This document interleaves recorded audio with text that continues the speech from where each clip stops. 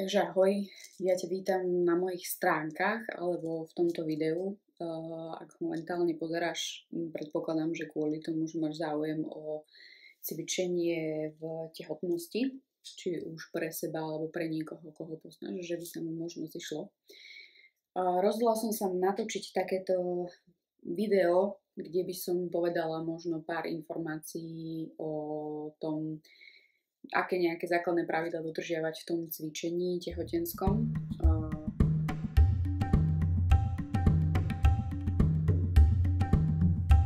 V prvom rade treba povedať, že úplne ideálne je nájsť si cvičenie, ktoré by sa dalo realizovať osobne.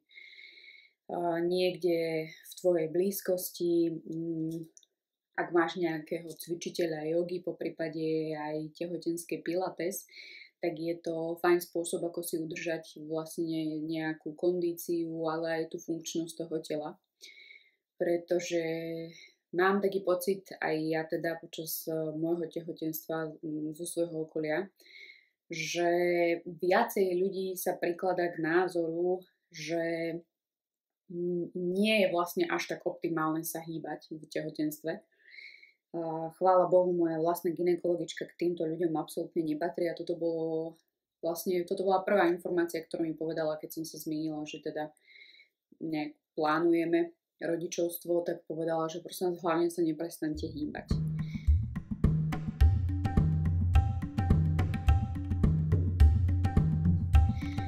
Takže je samozrejme dôležité zhodnotiť a byť reálny voči sebe samej, že ako sme na tom boli pred otehotnením. Čiže ak si sa doteraz nehýbala absolútne, tak optimálnych je nejakých 10 minút úplne jednoduchej, málo záťažovej, málo intenzívnej pohybovej aktivity, kľudne denne. Ak ale naopak máš skúsenosť s tým pohybom nejakým konkrétnym, že vyslovene buď športuješ nejak intenzívnejšie alebo jednoducho si zvyknutá sa hýbať, tak v tom treba pokračovať. Samozrejme, pokiaľ sa bavíme o nejakých rizikových športoch, kde patrí nejaký box alebo niečo, čo môže spôsobiť úraz do brucha alebo teda dutiny brušnej, po prípade tam hrozí pád, tak to treba zvážiť. Ja napríklad som teda bicyklovala asi do nejakého 20. týždňa som ešte bicyklovala, ale ja som teda nebola, že cyklistka, to naozaj nie, ale používala som ten bicykel na taký, že presun. Takže toto bolo v poriadku. Kým mi to nezačalo byť mne samej nepríjemné, že sedím na tom bicykli a mám tamto brúško a trošku ma tak tlačí, takže vtedy vlastne som skončila s tým bicyklovaním. Nie kvôli tomu, že by to bolo rizikové, alebo pretože by som to mala zakázané, ale kvôli tomu, že mi to bolo jednoducho nepríjemné. No a teraz by som rada nabehla napríklad na spinning, čiže ideálne nejaký stacionárny bicykel, kde si môžem sadnúť a vystrieť sa a dajme tomu len krútiť. Niečo, čo jednoducho zabezpečí to, že si udržím nejakú tú kondíciu a nebudem sa zadýchavať napríklad aj pri rozprávaní. takže tak.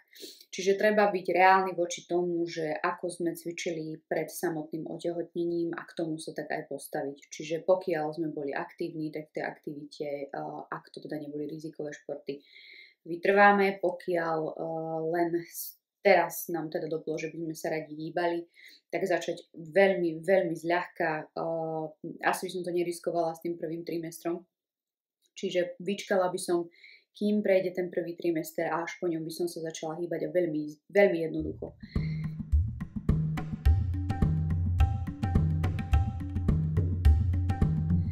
Okrem teda tej tehotenskej jogy, ešte sama, keď som vyhľadávala, že typy športov, ktoré reálne sú odporúčané gynekológmi a rôznymi organizáciami, ktoré sa tomuto venujú, tak tam patrí napríklad aj plávanie. Hej, čiže nejakých takých 10-15 minút toho plávania je fajn.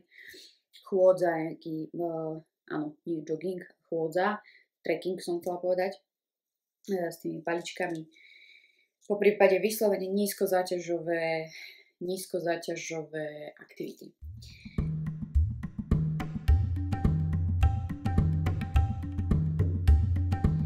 Ďalšia taká dôležitá vec je, že čo si sledovať. Tam je fajn si sledovať, naozaj toto platí, že aj tá termoregulácia je iná. Takže vetranosť miestnosti, pokiaľ sa bavíme naozaj o tej tehotenskej joge, tak toto je také celkom podľa mňa dôležité kvôli tomu, že naozaj je veľmi jednoduché sa zapotiť pre nás. Čiže tam ide o to, aby sme si nejakým spôsobom nezdvíhali bazálnu teplotu. Akože hovorí sa, že nad 38, lebo vtedy už by to mohlo byť problémové aj pre babetko. Neviem si predstaviť už, čo by sme museli robiť a v akej intenzite, aby sme si zdvihli tú našu bazálnu teplotu nad tých 38, ale napríklad ja sama pre seba to robím tak, že už keď vyslovene cítim, že už ma zalieva, tak vtedy normálne odídem z miestnosti, predýcham si, ovlažím sa a potom sa vrátim. Čiže stačí, že ma raz zaleje a už jednoducho odchádzam, nevidím dôvod nejak sa v tom hlbšie špárať, jednoducho nemali by sme sa moc zahrievať. Čiže to je jedna vec. Ďalšia vec je udržiavať sa hydratované, to je logické, to je samozrejme. A tým, že vlastne tie vzťahy v našej dutine brušnej sa nám momentálne teraz menia a niektoré sa rozťahujú a niektoré naopak sú utlačené, tak jeden z tých utlačených chudák je aj močový mechúr. Takže úplne sa počíta s tým, že žena bude chodiť počas cvičenia na vecko. Pokiaľ teda pije, hej, čiže mne sa už aj, hej, teraz som aktuálne v 7. mesiaci a reálne odcvičím tú 60 minútovku bez toho, aby som potrebovala ísť na vecko, ale vtedy moc nedodržiavam pitný režim. Čiže je to také, že buď alebo. Ja by som radšej teda ten pitný režim dodržiaval. Ďalšia vec je, že vlastne počas tej zvýšenej intenzity aktivity reálne aj viacej to telo využíva tú vodu. Hej. Čiže je šanca, že pokiaľ si to tak tá žena vie dobre rozkúskovať to pitie, tak sa to dá zvládnuť aj tých 60 minút. Takže to je teplota a hydratácia. Ďalšia vec, celkom taká podľa mňa dôležitá, sú pozície na chrbáte. Týmto by bolo fajn sa v predĺženom časovom množstve, nie že limite, ale v predĺženom čase treba vyhýbať plus minus od nejakého 25. týždňa. Čo je predĺžený časový limit? Toto som ani ja nenašla v tých rôznych múdrych článkoch a rôznych zdrojoch, ale myslím si, že 10 minút je v pohode. Tam ide teda hlavne o to utlačanie tej tzv. Vena cava. Prvý doplnok do videa. Pozerám to momentálne spätne, upravujem a zistila som, že som moc nevysvetlila vlastne, že prečo je problém ten útlak tej vena cava. Ide konkrétne o útlak vena cava inferior. Ja sa pokúsim do tohto videa niekde tu alebo tu prihodiť obrázok plus minus anatomicky, že kde to je. Je to velikánska žila, ktorá vlastne počas toho tehotenstva môže byť utláčaná narastajúcou maternicou.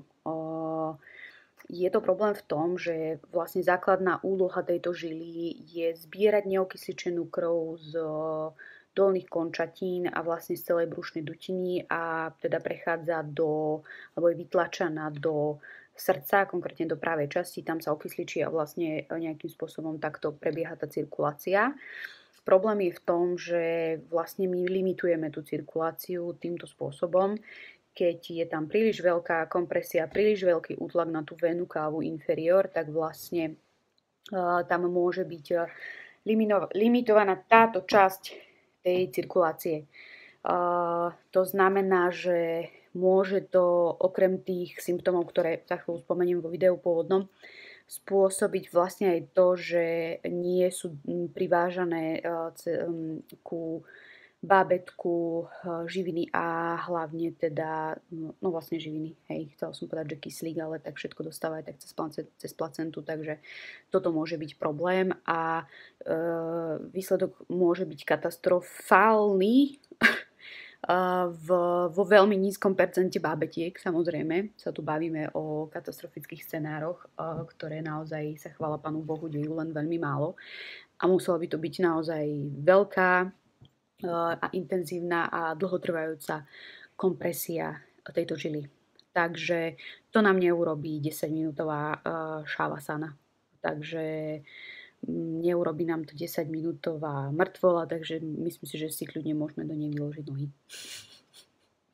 Takže tam môže byť tento problém. Nie len teda v tom, že to u ženy môže vyvolať nejaké vedľajšie účinky typu točenie hlavy, teda nejaké závrate, zalievanie potu, zvýšený tep, vyslovene také pocity na odpadnutie, nejaká nauzea. Čiže okrem toho to teda akože môže spôsobiť aj ten obmedzený prísun živín a kyslíka k plodu. Len teda z tých zdrojov, ktoré ja som ponachádzala, to by musel byť ozaj akože veľmi dlhý čas. Si zoberte, že napríklad ja som človek, ktorý je zvyknutý spať na chrbáte v noci. Ja sa úplne bežne, ale že úplne bežne zobudím v noci na chrbáte. Jediné, čo som robila také malé, že precaution bolo, že som si zdvihla ešte o jeden bank už vyššie hlavu, že teda aj celý hrudník, že aby som bola aspoň trošku vyššie, že tam ide o to, aby si neležali úplne. Lebo vtedy vlastne dochádza k tomu útlaku, lebo tým, že maternica je väčšia a tam tá váha jednoducho natlačí na tú tepnu, ktorá ide poza ňu. Takže čo som tým chcela povedať? Áno, čiže ja som napríklad človek, ktorý bežne je zvyknutý na to, že spí na chrbáte. A si zoberte, že spí človek 8 hodín. Čiže ja sa zobudím niekoľkokrát v noci na to, že spím na chrbáte. Čiže takto som to aj ponachádzala, tak takto to budem aj citovať tu v tomto videu. Netreba panikáriť, len sa treba proste zvrtnúť ideálne na ľavý bok a vlastne spať v tej polohe na boku. Niekedy k tomu dopomáha aj ten tehotenský vankúš, ten je celkom fajn, ale teda, ako vravím, netreba panikáriť, len sa treba otočiť a ostať tam. Čiže keď si to prevedieme na to cvičenie, tak nejakých 10-15 minút so zdvihnutými nohami, že chceme, čo ja viem, odľahčiť nohy, lebo to sa častokrát dáva takéto cvičenie, že zdvihnúť nohy hore, poprípade aj obrátiť sa k stene a položiť tie nohy o stenu, tak tam by to absolútne nemal byť problém. Otázka je, že či to je tehotnej žene po tom 20. 25. týždni, niekedy aj skôr, príjemné. Kvôli tomu, že naozaj tá maternica už má nejakú váhu, aj to bábätko v tej maternici a vôbec celkovo proste to, čo tam je, s tou plodovou vodou. A ono to naozaj tlačí, či už na chrbticu, na pánvu.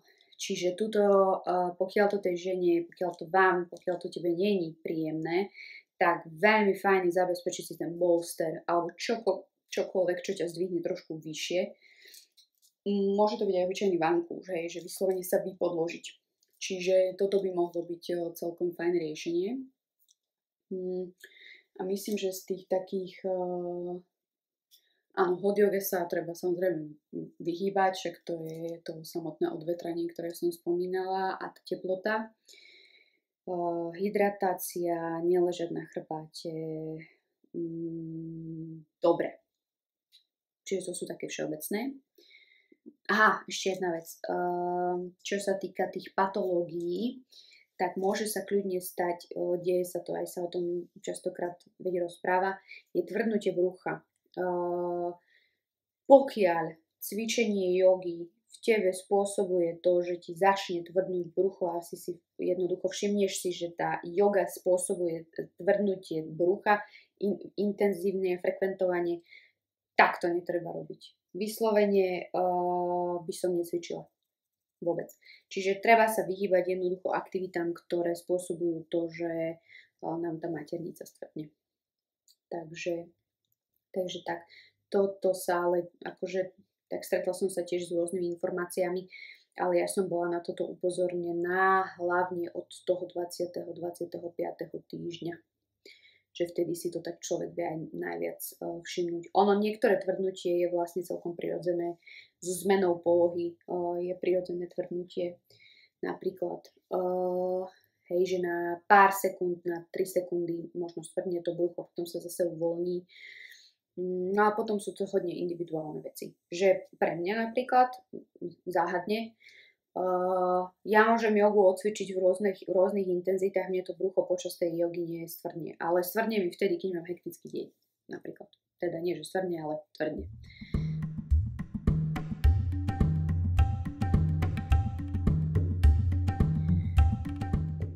Čo sa týka cvikov, ktoré treba obchádzať, tak teda stretnete sa so všeličím. Stretnete sa, hlavne také dve základné sú, že nerealizovať rotácie, teda tie spinálne cviky, kde sa krútite dozadu v chrbtici, a taktiež neposilovať priamy brušný sval.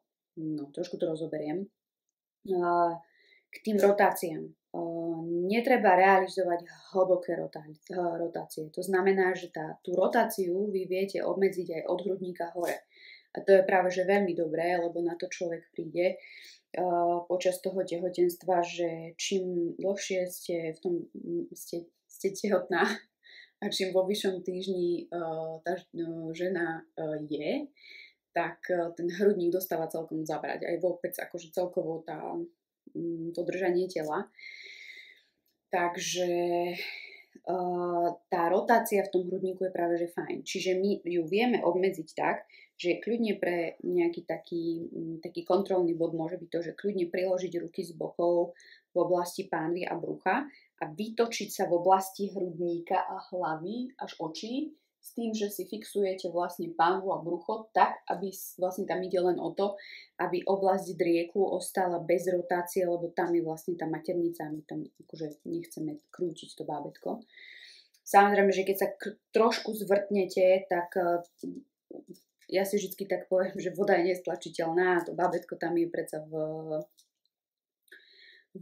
plodovej vode, ale teda sú tam aj iné štruktúry, ktoré netreba rotovať, takže celkovo rotácie v tejto oblasti sa nedoporučujú, ale keď sa človek trošku zvrtne, to robíme aj bežne počas dňa, tak to absolútne neznamená, že teraz ako som si niečo spôsobila. Hej. Tam ide len o tie vyslovene hlboké rotácie, keď vidíte, pozriete na človeka, ktorý nie je tehotný, takže vyslovene ho vyžmýka v tej chrbtici. Takže to do rotácií. Čo sa týka toho priameho brušného svalu, tak túto sa mi páči veľmi a príde mi to aj logické. Ten priamy brušný sval nie je fajn vlastne posilňovať cvikmi typu plank, doska, akékoľvek klikovanie, loďka tam patrí napríklad taktiež. Čokoľvek, kde vyslovene cítite, že vám zabera priamy brušný sval, vtedy, keď už začne rásť brúško. Ja som napríklad v prvom trimestri robila cviky na priamy brušný sval.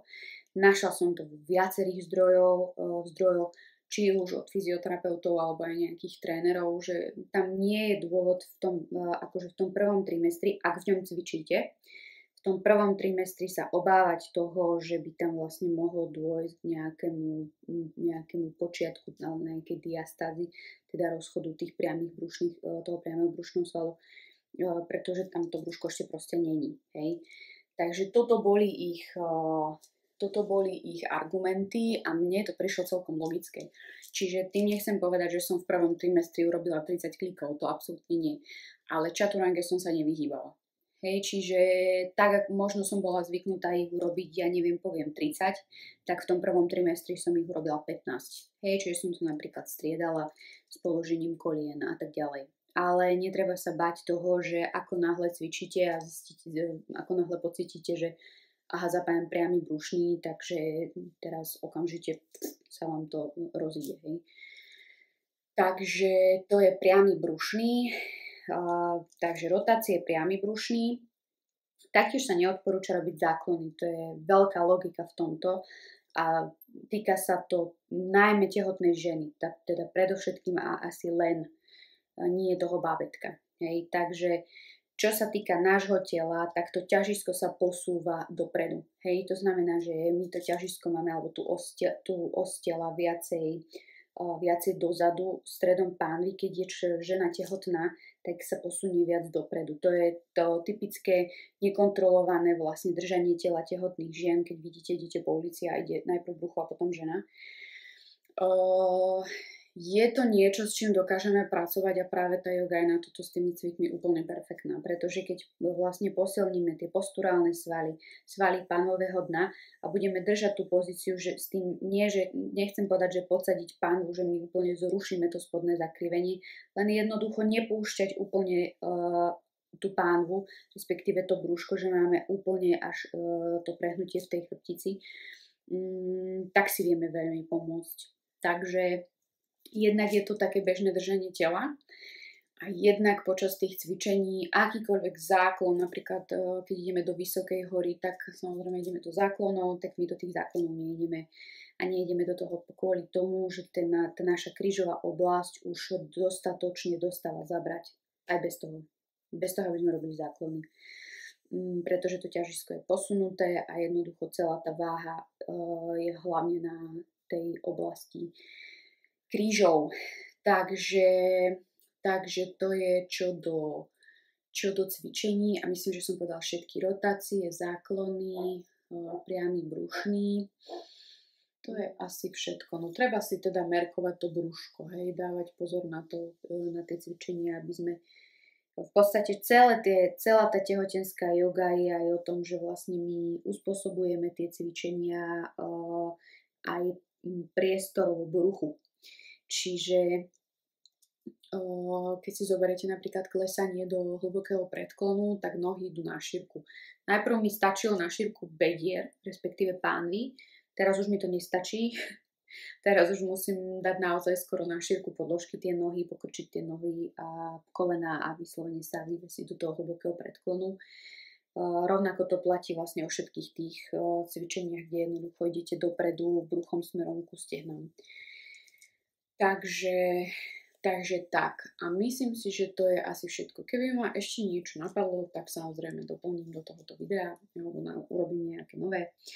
Ale teda toto je také intro do cvičenia, keď si tehotná alebo chceš to cvičenie posunúť niekomu, kto by z neho mohol prosperovať. No, upravujeme aj balančné pozície.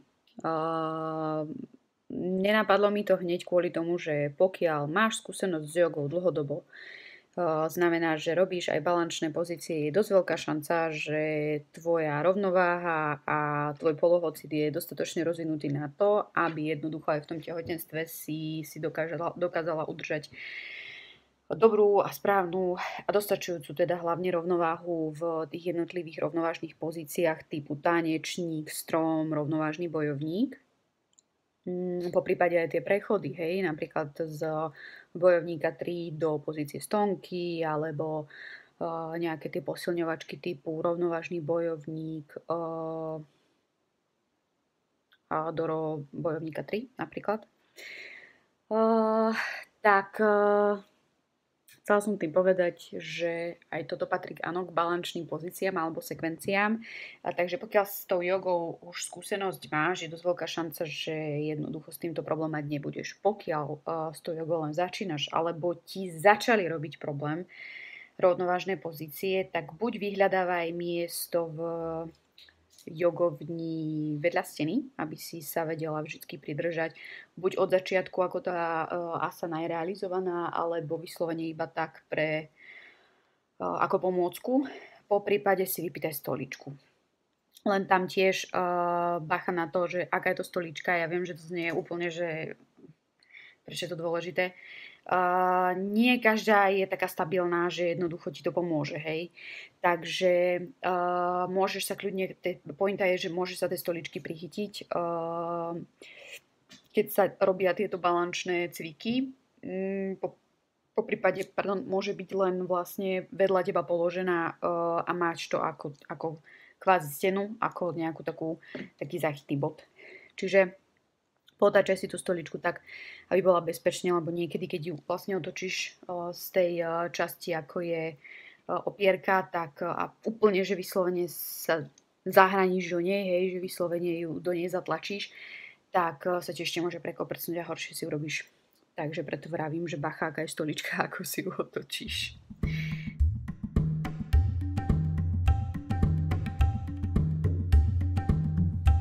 Čo sa týka tej skladby lekcie, tak v podstate tá skladba ostáva fixná. Čiže není dôvod tam niečo z nej vynechávať, ale čo sa týka napríklad tej dynamickej časti, tak tam je dôležitá presne tá intenzita. Čiže tá cvičenie tá dynamická časť sa robí vo všeobecnosti pomalšie, je to lepšie ju robiť pomalšie. A pomalšie. Vypadla mi myšlienka. Keď ju budeš cvičiť, tú dynamickú časť a budeš vyslovene cítiť, že už nevládzeš, nestíhaš, alebo ťa trasie, alebo jednoducho vzdychom nevládzeš, alebo vyslovene vysoké tepy a zalieva, úplne bez hanby si treba sadnúť a jednoducho vyčkať. Ale ona by, tá dynamická časť naozaj, ak tam je, by mala byť robená tak, že sa tej žene toto ideálne nestane, pokiaľ teda nie je úplne, že kondička level Kelvinová. Takže to čo do dynamickej časti. A čo sa týka statiky, tak napríklad aj v pozdravách v slnku ja teda nechávam úplne bežne človeka predýchať nejakých 5 dýchov v pozícii psa pozerajúceho dolu. Tuto je to tak, že maximálne 3. Hej, čiže 2, 3 a potom už idem ďalej. Čiže zase ani tú statiku netreba robiť tak, akože je úplný yin a ostanem tam 2 minúty, hej. Takže tak, treba mať trošku na pamäti teda aj ten relaxín a to je to, že vlastne to naše telo je prirodzene zaplavené hormónom, ktorý má na starosti uvoľňovanie šliach, väzov, fascie a neviem čoho všetkého, klbov, práve kvôli tomu, aby my sme vlastne boli pripravené na ten samotný pôrod. Čiže my ešte, keď sa dáme do statickej pozície a sme vyslovene v tom cviku povedzme 2 minúty a teda tá gravitácia pôsobí jedno s druhým, tak je to forma pasívneho stretchingu a vtedy si to v podstate môžeme viacej uškodiť ako pomôcť. Takže to je statika, dynamika. No.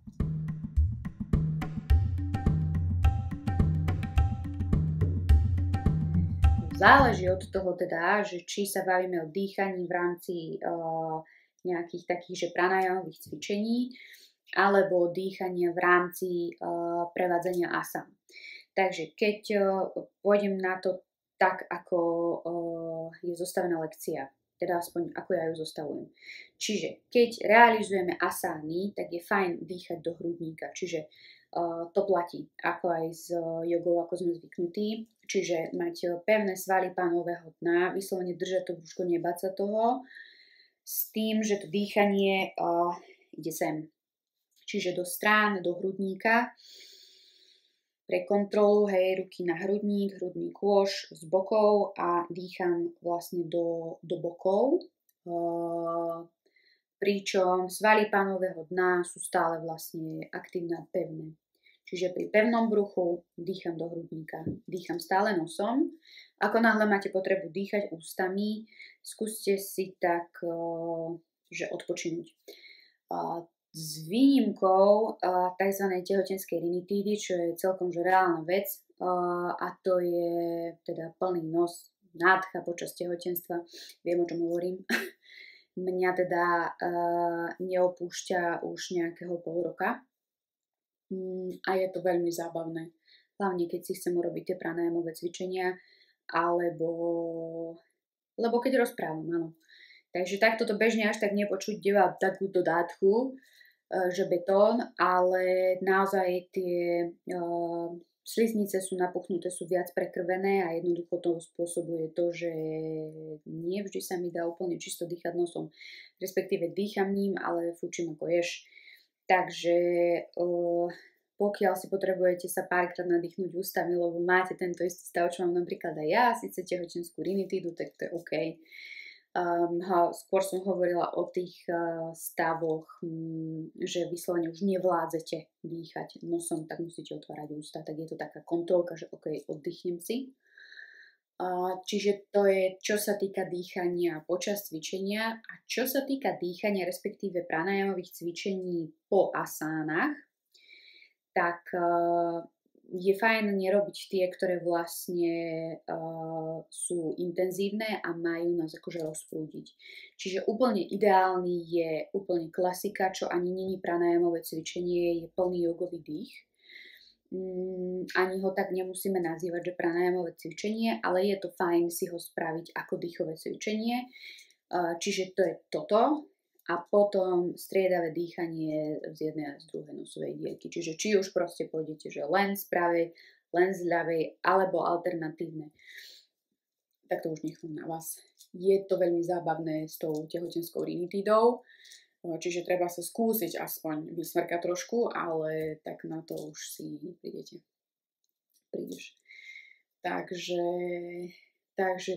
to je tak, čo sa týka dýchania. Asi by som nerobila také dýchové cvičenia typu kapalabhati a tieto bastriky a ja neviem, a už vôbec nie teda brušnú bandu, to tiež nie. Takže čokoľvek, čo sa týka nejakého, teraz keď rozprávam, chcela som povedať, že čo sa týka nejakého intenzívneho, ale napríklad tá brušná banda teda má vyťahovať orgány brušnej dutiny, tak to nerob pochopiteľne.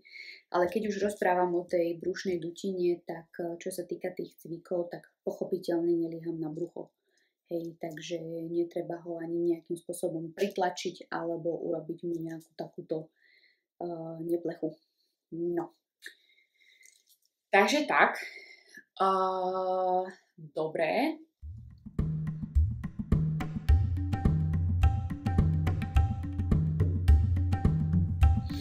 Čo sa týka ešte takých, že také tie neštváry tehotenstva, ja to rozdeľujem. Rozdeľujem to na tehotenské symptómy a tehotenské komplikácie. Ak máš nejakú tehotenskú komplikáciu, je dosť veľká šanca, že gynekolog ti rovno povedal, že nejaké cvičenia alebo čokoľvek tohoto typu sa neodporúča. Hej. Tehotenská komplikácia je preeklampsia, diabetes tehotenský, alebo tehotenská hypertenzia. A to je si tak všetko. Rozmýšľam. Také tie najznámejšie, aspoň teda o tých ja viem. Samozrejme, keď je žena chorá, tak necvičím. No a potom sú tie tehotenské symptómy a to sú veci, ktoré častokrát teda sa stretávam s tým, že žena popíše, že ako ono to trápi ten tehotenský symptóm, lebo tehotenský symptóm je po väčšine nepríjemného charakteru, ale nie je to nič neprirodzené. Čiže o tomto sa bavme, či je to prirodzené alebo nie. Preeklampsia nie je prirodzená, to je vysokopatologický stav. Na druhú stranu tehotenská nespavosť, bolesti krížov a pánvy, aj opúchanie členkov alebo ja neviem, všetky tieto veci sú prakticky prirodzenou súčasťou tehotenstva, rovnako ako aj tehotenská nevoľnosť, zvracanie, všetky tie tráviace veci a tak ďalej a tak ďalej. Čiže čo sa týka všetkých týchto symptómov, tak musím povedať, že napríklad čo sa týka, už keď som ho spomenula, trávenia, hlavne sa bavíme teraz o tej dolnej časti gitu, vynecháme na chvíľku reflux, tak tá joga dokáže neuveriteľne pomôcť. Kvôli tomu, že my tým, že tým telom hýbeme, používame ho spôsobmi, ktoré bežne nepoužívame, obzvlášť od druhej polovice druhého trimestra a v treťom trimestri ešte nemôžem povedať za seba, ale myslím si, že to tak bude.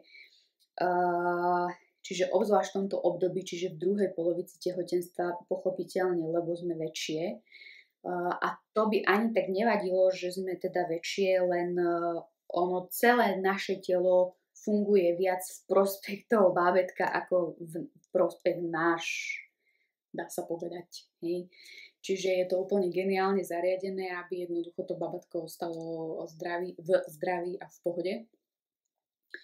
Takže sme jednoducho aj opatrné v tom pohybe. Ja som sama napríklad spomalila, ale ani nie kvôli tomu, že nevládzem kráčať alebo nevládzem dvíhať veci alebo nevládzem si pobehnúť, ale je mi to skrátka neprirodzené v tom zmysle.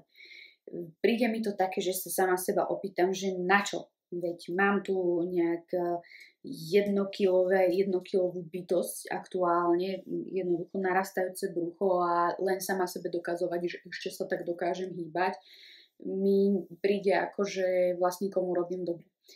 Takže ono to napríklad v mojom prípade, tvoj môže byť úplne iný, v mojom prípade tak prirodzene prišlo, lebo jednoducho ja som sa tak rozhodla, že mi to príde ako dobré riešenie, ako dobrý spôsob a dobrý prístup. Ty ho môžeš mať úplne iný. Toto nie je také, že nelež na chrbáte, hej, lebo však nie je to fajn vo všeobecnosti. ale toto je skôr akože taká osobná preferencia. Čiže ja od tej druhej polovice tehotenstva som spomalila. A aj tie pohyby, ktoré napríklad bežne som zvyknutá ako malá temperamentná počas toho dňa robiť, tak už teraz to napríklad nerobím. Čiže tá yoga je úplne perfektná v tom, že ona vlastne prostredníctvom tých asán mi úplne že pomáha znova zapojiť tie možno časti tela, ktoré bežne už cez ten deň nejakým spôsobom nezapájam. Dobre, čiže čo sa týka trávenia, tá peristaltika, tým, že aj človek dýcha, to je jedno, že do hrudníka, hej, ale jednoducho hýbe sa, lymfatický systém, jedno s druhým, cievna gymnastika, hej, veď cievna gymnastika je, že človek toto robí s nohami a s prstami, hej. Takže keď si človek zoberie jogu, tak to je vlastne cievna gymnastika úplne, že v tom parádne zakomponovaná. No, čo sa týka toho refluxu, tak tam pokiaľ máte ten problém s tým refluxom, tak si počas tej lekcie treba dávať pozor na všetky tie pozície, ktoré sú dolu hlavou. Teda ani nie, že inverzné, lebo echt inverzie sa nerobia typu stojka, hej? Ale nerobí sa ani napríklad pluch, ani sviečka sa neodporúča robiť, áno, lebo je to jednoducho proti gravitácii. Pokiaľ nie sme v posledných týždňoch tehotenstva a nesnažíme sa otočiť si babetko, lebo je otočené zle. Ale teda takto bežne počas cvičenia tie inverzie jednoducho v rámci tehotnosti nerobíme, okrem tých nôh hore.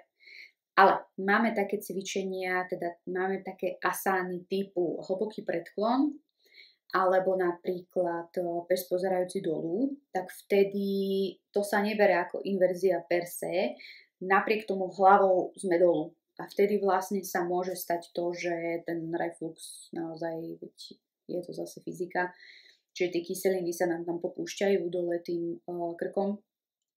Takže toto sa reálne môže stať, vtedy by som asi s tým moc nešpekulovala, skrátka sa tým pozíciám treba vyhnúť. Hej, čiže z hlbokého predklonu by som urobila rovný predklon s pohľadom dopredu a z psa pozerajúceho dolu mačku. Takže tak. Dobre, čo sa týka bolesti chrbtice, jednoznačne. Ja som napríklad jeden z tých prvých symptómov, ktorý ja som mala v prvom trimestri, bola reálne bolesť chrbtice, bolesť v oblasti drieku a pánvy. Ja som si vždycky myslela pred tehotenstvom, že vlastne mňa sa táto bolesť týkať nebude, lebo však sa hýbem a nemám kila navyše. Ale to s tým nesúvisí. Samozrejme, keď sú kila navyše, človek sa nehýbe, jedno s druhým poskracovaný je tuhý celý, tak sú to všetko negatívne faktory, ktoré k tomu prispievajú, lenže v mojom prípade to bola úplne fyziologická vec v tom, že prirodzene jednoducho tie štruktúry sa tam naťahujú, vytvára sa priestor pre rastúcu maternicu a maternica rastie. Čiže keď si zoberiete, že relevanciu tohto faktu absolútne neviem, ale teda ja som čítala, že maternica sa má zväčšiť o 500 násobok svojej pôvodnej veľkosti. Mne to príde veľa. Ale povedzme, toto ešte dohľadám, tak samozrejme, že to musí bolieť. Keď si zoberiete, že začína to v pánve, tak bolí pánva, hej. Takže toto sa reálne diať môže. Ďalšia vec, čo sa týka tých bolestí, volá sa to, že z angličtiny round ligament pain. A sú to teda tie okrúhle ligamenty, ktoré sa nachádzajú hlavne takto z bokov brúška a to je úplne bežná bolesť, s ktorou sa tehotná žena vlastne stretáva. Sú to napríklad mňa tieto bolesti naozaj sprevádzajú úplne od prvého trimestra, lebo zase to súvisí s tým, že jednoducho tam sa to rozťahuje a niekde to jednoducho ísť musí, tá energia, čiže myslím akože doslova fyzikálne, čiže ono sa to rozťahuje, tá šľacha sa naťahuje, ten väz, no a to spôsobuje bolesť. Takže nie je to nič patologické, len teda ťažko to posúdiť v tom individuálnom prípade. Takže všetky tie naše úklony, ja neviem, rotácie, áno, aj tieto rotácie horné, po prípade tie práce s pánvou do rôznych smerov vlastne hodne napomáhajú tej činnosti nejakým spôsobom fyziologicky a zdravo dopomôcť tomu, aby jednoducho to telo sa naozaj natiahlo tak, aby tá maternica tam mohla fungovať a my tiež. Takže tak. Ďalšia vec je, toto sa dialo mne, vám sa to diať absolútne nemusí. Ja som mala napríklad bloknuté esičko, stalo sa mi to asi 3-krát počas tehotenstva, aj toto začalo v prvom trimestri. Keď som sa o tom rozprávala teda s mojimi kolegynkami, fyzoškami, tak oni mi povedali, že teda jedna z nich, že není to úplne prirodzené v prvom trimestri. Ono, čo sa mňa týka konkrétne, tak toto treba spomenúť. Dá sa o mne povedať, že ja som chronický vertebropat 30 rokov. Hanba. Neviem, či to je z nejakých takých návykov, motorických stereotypov alebo čoho. Úraz som nikdy nemala. Hýbem sa, cvičím, snažím sa proste držať tú postúru, len ja som teda si to už počase vysvetlila, že akýkoľvek stres a napätie sa mi kumuluje v tomto systéme telesnom a síce oporno-pohybovom, lebo ja som vtedy v krči. Takže ja mám chronické problémy prakticky s celou pravou stranou. A toto je teda rizikový bod, čo sa týka možného výskytu bolesti chrbtice alebo kĺbov v tehotenstve, keď tam bolo niečo predtým. Takže toto bol môj prípad s tým mesičkom a mne teda veľmi pomohlo. Ja som išla teda konkrétne ku jednej z týchto mojich kolegyň na fyzioterapiu. Dala mi nejaké cviky, čiže toto mi veľmi pomohlo, pouvoľňovalo. Ja som si to už potom nejako tak začlenila do tej jogy a budem to dávať aj do tých mojich jogových videí. Niektoré z tých cvičení, respektíve nie, že z tých cvičení, to by som si ani moc nedovolila, ale tie princípy, ktoré v tých cvikoch boli použité. Takže to je, čo sa týka asi oporno-pohybovej. Čo sa týka trávenia som hovorila, môže sa stať teda, že lebo prirodzene jemne nastúpa ten tep počas toho tehotenstva z rôznych príčin, keď teda cvičíte a cítite, že vám buší srdce, vysoké tepy, ono je to aj prirodzené, len ja som vždy toho zástancom toho, že jednoducho treba si to trošičku korigovať, možno na chvíľočku si sadnúť a odpočinúť. Takže toto. Dobre. Čo som ešte nespomenula?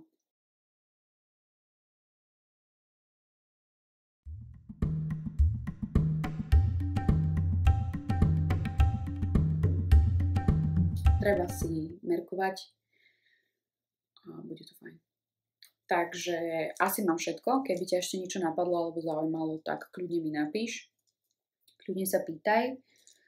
Som tu pre teba so všetkými odpovediami, ak ich budem mať. Ak nie, tak nájdeme niekoho, kto nám na to odpovie. No a prajem ti veľa zdaru pri cvičení. Ahoj.